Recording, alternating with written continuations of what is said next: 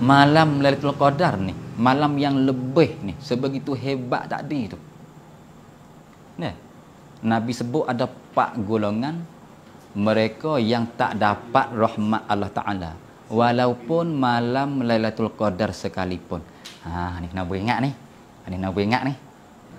Kita lah, bukan kata nak kata tiada, banyak sangat cikgu sendiri, tak ada kira lah, kita sendiri banyak sangat kita langgar perintah ibu bapa.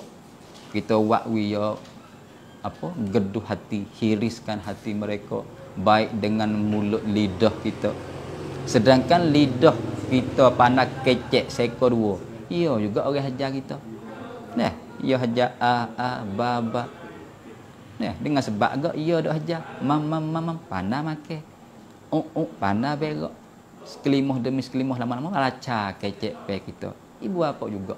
Tapi besar esok lidah ni juga menghiriskan hati dia, na'udzubillah. Ni perlu kita fikir. Nah, mereka yang durhaka dua ibu bapa walaupun malam Lailatul Qadar mereka tak dapat rahmat Allah. Sebab tu dengan lidah minta pakat chair, lepas tu pakat kelek minta maaf ibu bapa masing-masing. Pakat kembali tugasan anak masing-masing. Itu yang pertama. Yang kedua, mereka yang tak dapat rahmat Allah Ta'ala di malam Lailatul Qadar iaitu mereka yang mengekali benda yang mabuk.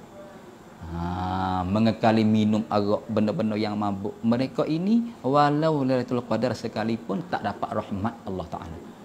Allah mintalah muda-mudi kita, pemuda-pemuda kita yang mana duk teralik lagi, yang mana duk lalai lagi.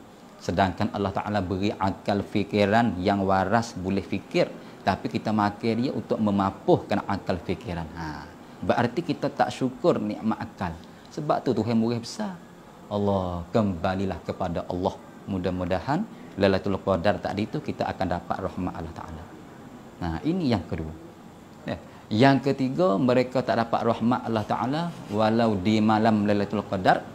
Yang mana hadis Nabi sebut juga dalam kitab, banyak-banyak kitab sebut. Seperti kitab Jauharul Mauhub ada sebut juga. Yang ketiganya, mereka yang baloh, lepas tu tak suka memberi kemaafan lebih pada 3 hari. Allah, ni berat kau ni. Sebab tu kalau kita ada tekih dengan siapa saja, berilah kemaafan. Sebab Allah Ta'ala suka beri kemaafan, suka beri rahmat. Tengok bulan Ramadan Tuhan beri rahmat. Tapi kenapa kita sangat sempit rahmat? Orang sempit rahmat, suka kelahi, tak suka maaf lebih 3 hari, malam Lailatul Qadar sekalipun dia tak dapat rahmat Allah. Itu kita lah. Yang ketiga. Yang keempat, mereka yang tak dapat rahmat Allah Ta'ala walau malam Lailatul Qadar, iaitu mereka yang putus silaturrahim, putus orang. Ni banyak ni.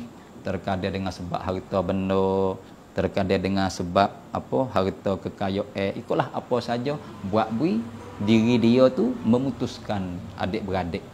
Mereka ini walaupun Lailatul Qadar dia tak dapat rahmat Allah. Sebab tu hubung kembalilah. Kalau ada siapa suka memutuskan adik-beradik, dia pada goleknya tak kelahi, ngak edam-edam kok syamai. Duk kelahi sama kita duk dekat ni. Tak ada. Orang kita duduk kelahi dengan orang ko Sweden, kok Denmark, payah cari. Golek ke ada jadi tekih, ada sekali ni. Papi ada sekali. Keluarga, adik-beradik, jiran tetangga. Kalau itu kita hubung kembalilah. Ada siapa dia jadi beraga dengan siapa, niatlah yang baik. Berilah kemaafan, mudah-mudahan kita dapat rahmat, dapat kemaafan daripada Allah Ta'ala.